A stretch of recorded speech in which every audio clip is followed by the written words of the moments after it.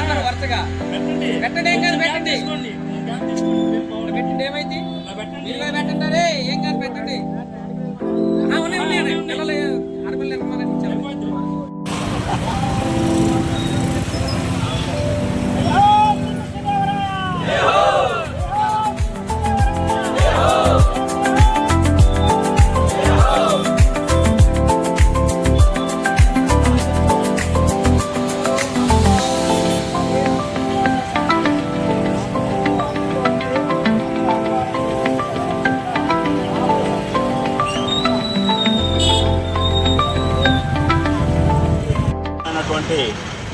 నమస్సుమాంజలు విద్యార్థులకి నా యొక్క శుభాశీస్సులు. ఈరోజు ఈ శుభ సమయాన, ఈ సాయంకాల సమయాన మనం ఇలా సమావేశం అవటానికి కారణమైనటువంటి నియోజకవర్గ కాపు సంఘీయులైనటువంటి కృష్ణదేవరాయ కమిటీ, కాపు సంక్షేమ సంఘం వీరందరికీ పేరు పేరున కృతజ్ఞతలు తెలియజేస్తూ ఉన్నాం.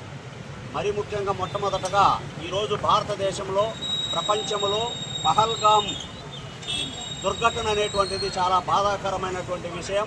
అక్కడ ప్రాణాలు వదిలినటువంటి ఆ 29 మందికి చిలకలూరుపేట కాపు సంక్షేమ సంఘం తరఫున మనం నివాళులర్పిస్తూ ఈ దుర్ఘటనని ఖండిస్తూ ఆ తదుపరి మన కార్యక్రమం గురించి నేను ప్రసంగించాలని అనుకున్నాను.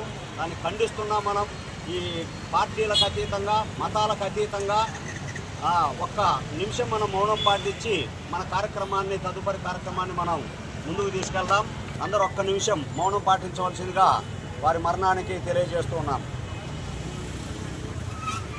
రాష్ట్రంలో కాపు విద్యార్థులు ఏ రంగంలోనూ తీసిపోలేదు. అన్ని రంగాల్లో మొదట వరుసలోనే ఉన్నారు.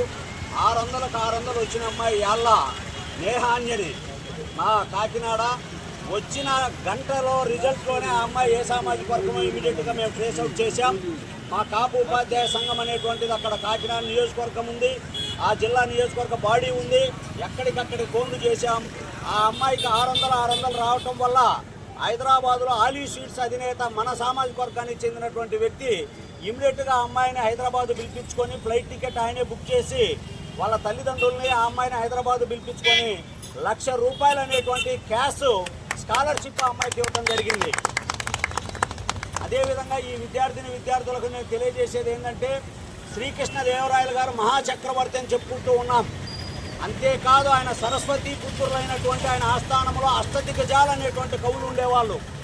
దిగ్గజం అంటే ఏనుగు, అష్టదిగ్గజం అంటే 8 ఏనుగులు కలిపి కాటాలో పెడితే ఎంత బరువు అయితే ఉంటుందో అంత పాండిత్యము కలిగినటువంటి వ్యక్తి ఒక్కొక్క కవి.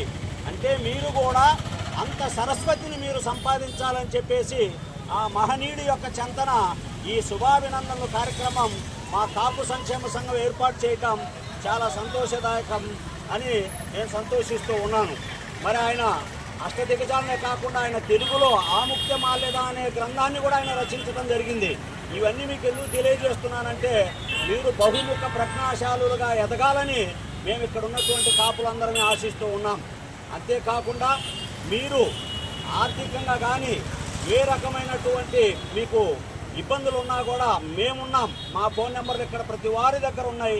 ఆ అమెరికాలో ఉన్నటువంటి ఆప్టా వారు కూడా కాపు విద్యార్థులకు సహాయ సహకారాలు చేయడానికి వాళ్ళు ముందుకొచ్చి ఉన్నారు. ఆప్టా అంటే అమెరికన్ ప్రోగ్రెసివ్ తెలుగు అసోసియేషన్, వాళ్ళు ఎన్ఆర్ఐలు, వాళ్ళు దత్తకు తీసుకొనడానికి కూడా సిద్ధంగా ఉన్నారు. తల్లిదండ్రులు మనసులో ఉంచుకోవాల్సిందిగా నేను కోరుతున్నాను. మేము ఆంధ్రప్రదేశ్ కాపు టీచర్స్ వెల్ఫేర్ అసోసియేషన్ తరఫున ప్రతి ఇయర్ పిల్లలకి మేము స్కాలర్షిప్స్ కూడా ఇస్తూ ఉన్నాం. జిల్లా స్థాయిలో 550 దాటిన వారికి ఇస్తున్నాం, రాష్ట్ర స్థాయిలో 580 దాటిన వాళ్ళకి ఇస్తున్నాం ₹10,000 చొప్పున. ఇదే లిస్టు నేను రాష్ట్ర స్థాయిలో తీసుకెళ్ళి మిమ్మల్ని అందరినీ పిలిపించి రాష్ట్ర వేదిక మీద ప్రముఖుల చేతుల మీదుగా మీకు స్కాలర్షిప్ ఇవ్వడానికి మేము ఇక్కడ ఉన్నటువంటి టీచర్స్ని కృషి చేస్తామని మాటిస్తున్నాం.